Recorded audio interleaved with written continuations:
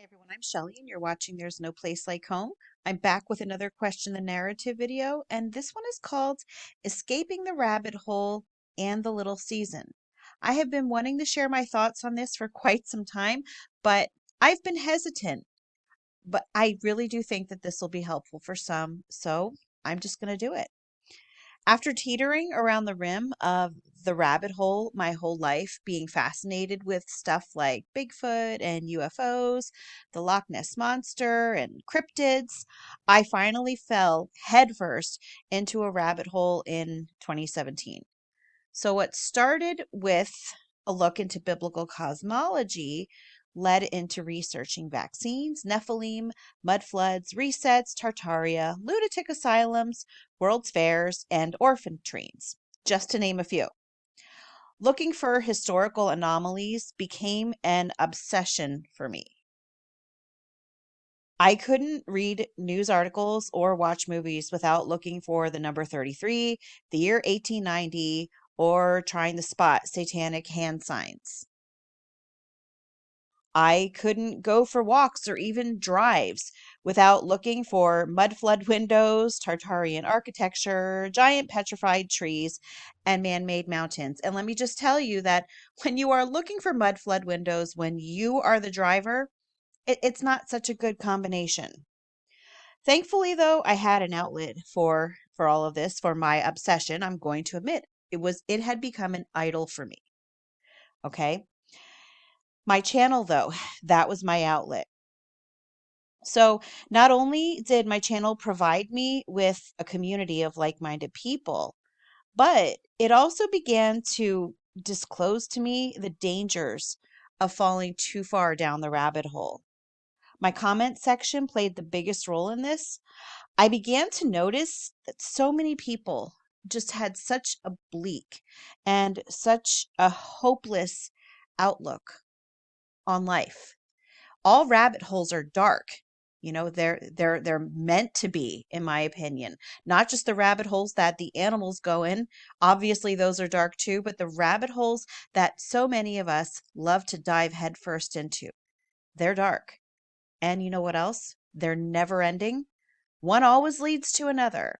And if you stay in them for too long without touching grass occasionally, it begins to affect you mentally and spiritually. And unfortunately, I do see this happening to many people in my comment section. I can, especially if they have commented on my channel over a long period of time, I have actually witnessed the change in them over time, the farther down that they've gone into these rabbit holes. So I didn't want to be one of those people who sees a boogeyman in every corner. But I felt it slowly happening to myself. And, it really bothered me because and you're going to have to admit, there are people out there who, for example, if your child has a birthday party at Chuck E. Cheese, and if they get a shirt there for having a birthday party there, I don't know if they do that or not, but I'm just saying, if they did, and you decided, okay, I'm going to post a picture of my child in this Chuck E. Cheese shirt because they got it for their birthday party. There may well be people commenting on that picture, if it's something that's public, that that person is trying to traffic their child because they have pizza on their shirt. And I'm not saying that none of these things happen, but there are people who literally do see a boogeyman under every bed, and they just have a very dark opinion on every single person in the world around them. It's just paranoia is rampant in some people. So, yeah, while I was still in this mode of making these rabbit holes my idol, I fell into the little season, and it all seemed to make so much sense. And I thought to myself, of course we're in the little season, right? Everything is so evil. At least that's what I thought at the time. The short season theory was an amazing way for the conspiracy theorist in me to cope. And I say conspiracy theorist with air quotes, but yes, the short season theory was a great coping mechanism for me. It was, it's you could continue down every rabbit hole, right? And you could rest easy no matter how dark it got because it was the short season. It's all bound to happen. So it just explains everything. And as a content creator and a rabbit hole connoisseur at that point, the short season theory was a dream because my obsessive imagination could run wild. The more outlandish my theories, the more popular my channel grew. My audience was just as convinced as I was that my crazy ideas were absolute proof of the short season. And honestly, that's why I am so adamant about speaking. I don't want to say against it, but just telling people the truth, because I am trying to correct a wrong that I have done. Not a wrong that I did intentionally, but a wrong nonetheless. And that is why I'm so passionate about this, because I need to make things right, because I am unfortunately a large part of why so many people are believing this. Eventually, though, after I was in short season camp for years, I began to feel a check in my spirit. And more and more, I knew that something wasn't right. Eventually, I realized what it was. The little season is just another rabbit hole. And in the midst of realizing this, I was encouraged by a few people to look into full preterism, or fulfilled eschatology. And this is the idea that all prophecies were fulfilled in AD 70. And to me, that seemed like the craziest theory of them all. But I was so intrigued that I continued to learn about this view. And then finally, one day, I realized this wasn't crazy at all. In fact, not only did it make the most sense out of all the views, but it gave me an understanding of the Bible that I had never had before. The whole Bible, not just Revelation 20, which I was really focusing on in my little season era, because that's really what the little season theory hinges on, is Revelation 20. So I was kind of stuck there. But full preterism just gave me such a complete understanding of the entire Bible. And I can see people who are still deep into the little season theory, they cannot see it, and it's frustrating to me, but I know that all I can do is plant the seed and pray that they will begin. He who has eyes to see, let him see. I probably said that wrong. That is what I'm hoping for, because I know that if I hadn't been ready to step out of it, I probably wouldn't have seen this either, because I was seeing what I wanted to see. And unfortunately, since I was so invested in going down all of these rabbit holes, I wasn't, that's all that I wanted to do. I wanted an eschatology that was going to enable me to explain away all the rabbit holes. But then what happened was I fell into an eschatology that was another rabbit hole all itself. After some time of studying full preterism, or fulfilled eschatology, as it's also called, and I'm saying quite a bit of time. This wasn't something that was immediate. This was something that I was invested in for several months of really reading about it all the time, studying the word, praying about it. This wasn't just a passing influence. This wasn't just listening to a pastor talk or someone on YouTube. This was me actually digging into things myself. But after some time, I noticed something interesting and honestly rather startling.